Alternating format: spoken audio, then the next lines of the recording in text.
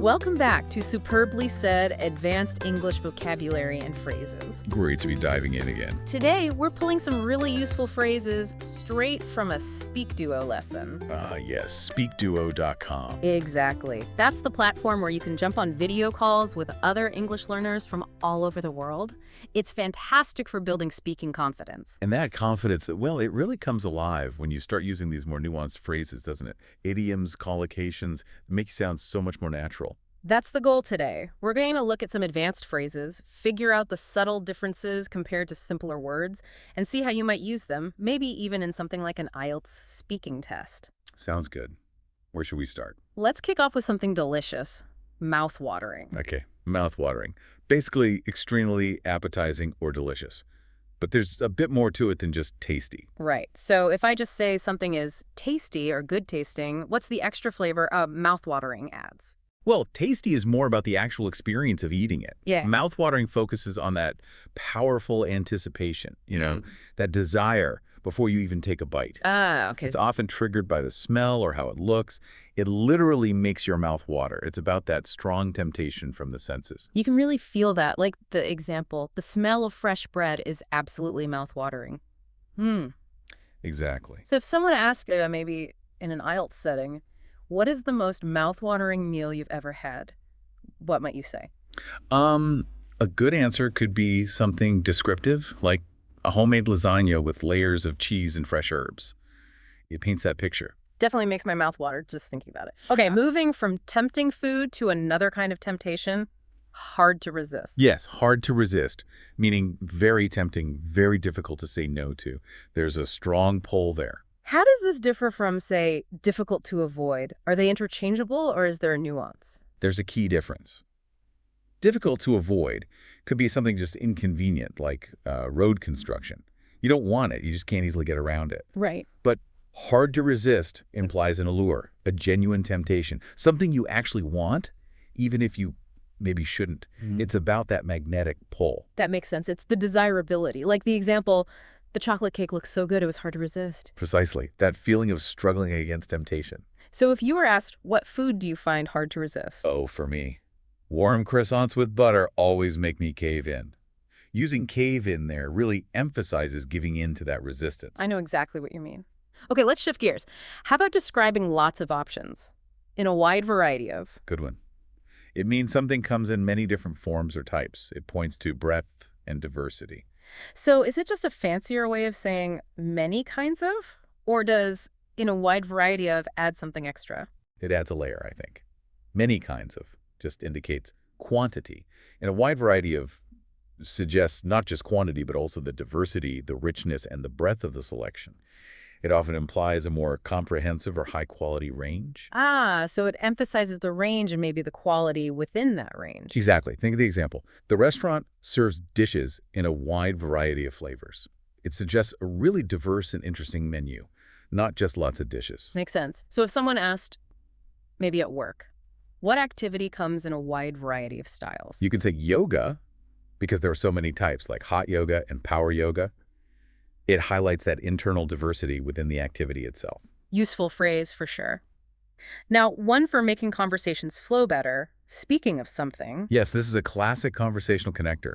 You use it to introduce a topic that's related to what was just being discussed. So instead of just changing the subject or saying about that thing, how does speaking of help? Well, it makes the transition much smoother, more natural. It acknowledges the previous point and pivots gracefully to something connected. Yeah. It feels less abrupt, like you're building on the conversation, not just jumping tracks. Yeah, it definitely makes it feel more connected. The example's good. Speaking of movies, have you seen the latest Thriller? Clearly links back. So if I said, the weather's been great for hiking lately, and you want to talk about travel. I could jump in with, speaking of getting outdoors, what's your dream travel destination? See how it connects. Perfectly. Okay, next phrase, level off. This sounds like it relates to trends or changes. It does. Level off means to stabilize after a period of change. Something was going up or down, and now it's become steady or flat. So how is that different from just saying something became stable? Is the prior change important? Yes, that prior change is key. Level off specifically implies there was a dynamic period before growth, decline, whatever, and now it's reached a plateau. Become stable is more general, that doesn't necessarily carry that implication of recent change. Got it. So the history of change is built into level off. Like the example. After rapid growth, sales began to level off. You instantly picture the up, then flat. Precisely. So if a colleague asked, when should work-life balance level off in a new job? A practical answer might be, well, after the initial, often hectic training period, it should ideally level off and become more stable. That makes sense, connecting it to a phase. Okay, on to something less pleasant but very common. Gone bad. Yes.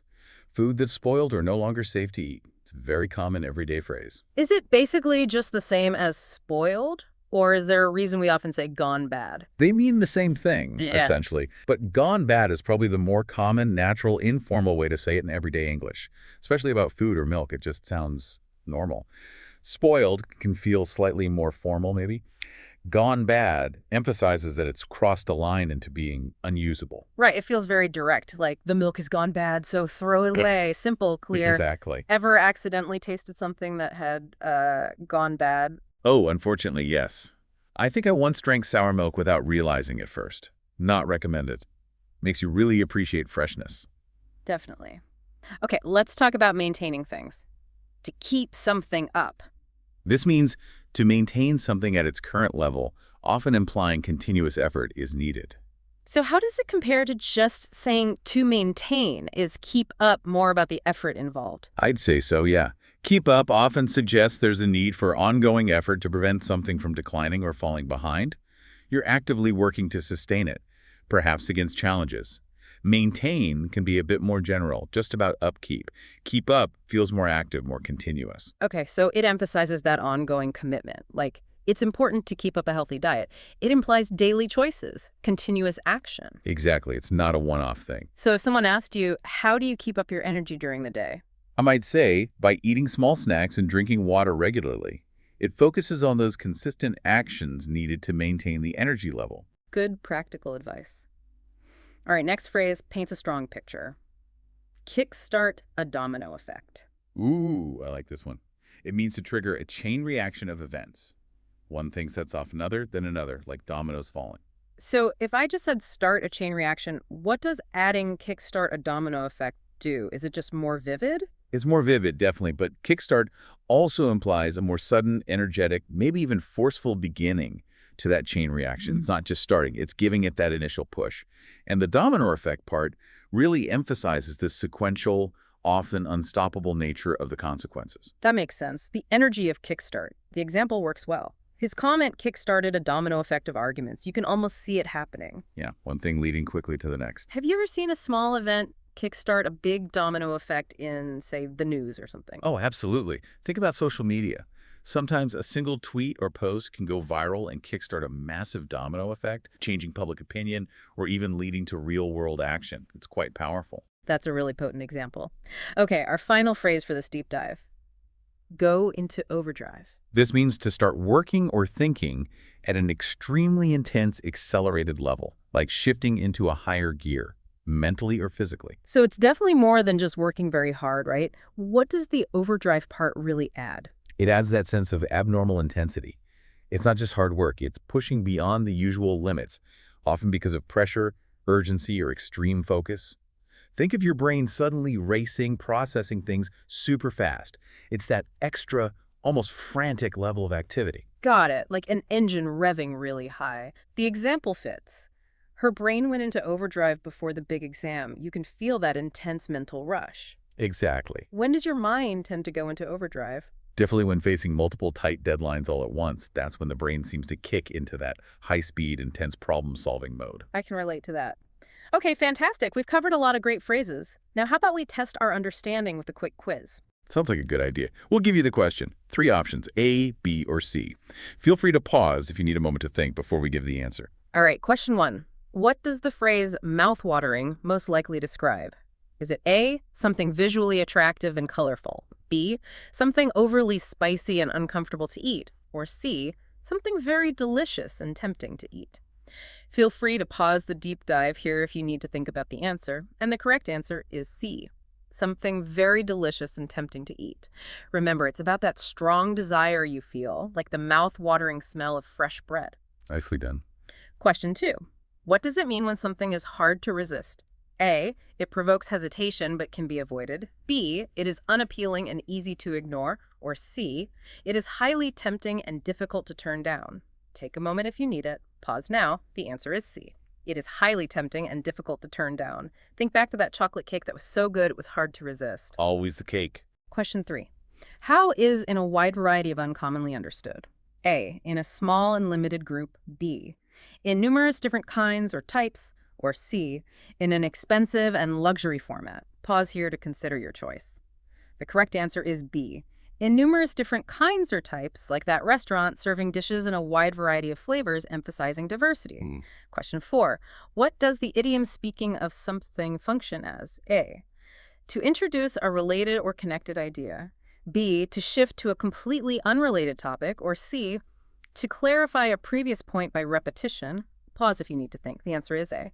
To introduce a related or connected idea, remember using it to smoothly transition, like speaking of movies. Good connection. Question 5. What does it mean when something levels off? A, it fluctuates wildly and unpredictably. B, it stops rising or falling and becomes stable. Or C, it increases faster than expected. Take a second to pause if needed. The answer is B, it stops rising or falling and becomes stable, like those sales figures that leveled off after rapid growth. Exactly. Stability after change. Question 6. What does the phrase gone bad imply in everyday use? A, it is spoiled or no longer safe to use. B, it has become extremely popular or trendy. Or C, it has matured and improved over time. Feel free to pause and consider. The correct answer is A. It is spoiled or no longer safe to use, like that milk that had gone bad. Definitely not C. Definitely not. Question 7. What does it mean to kickstart a domino effect? A, to cause a series of connected events to unfold. B, to pause a cycle in order to slow momentum. Or C, to remove random interruptions from progress. Pause here if you'd like. The answer is A. To cause a series of connected events to unfold. Remember that initial push starting a chain reaction, like the arguments example. That vivid imagery. And our final question, question 8. When someone's brain goes into overdrive, what is happening? A, they are focused but calm and relaxed. B, they are panicked and unable to function. Or C, they are thinking or working at extreme intensity. Last chance to pause and think. The correct answer is C. They are thinking or working at extreme intensity, like studying intensely right before that big exam. Fantastic. Hopefully that quiz helps solidify those phrases. Mastering these isn't just about sounding advanced. It's about precision. It's about conveying exactly the right shade of meaning, making your communication much more effective and, well, natural. Absolutely. And the key now is practice. You've got to use them, which is where SpeakDuo comes back in. Seriously, check out SpeakDuo.com. It's such a great way to actually talk to people, practice your English in real conversations on video calls. They have different plans like unlimited sessions, even AI feedback now, which is pretty cool. That AI feedback sounds really useful for honing things. It is. And if you find you really love SpeakDuo and want to share it, they even have an ambassador program. You can promote it on social media and earn a commission. Oh, interesting. Spreading the language love. Exactly. So if you enjoyed this deep dive, found these phrases helpful, maybe leave us a 5-star review. It genuinely helps others find the show. Please do. And as we wrap up, here's something to think about. Understanding these nuances isn't just about sounding fluent, it's about truly connecting and expressing yourself with precision. So, what new phrases will you seek to master next?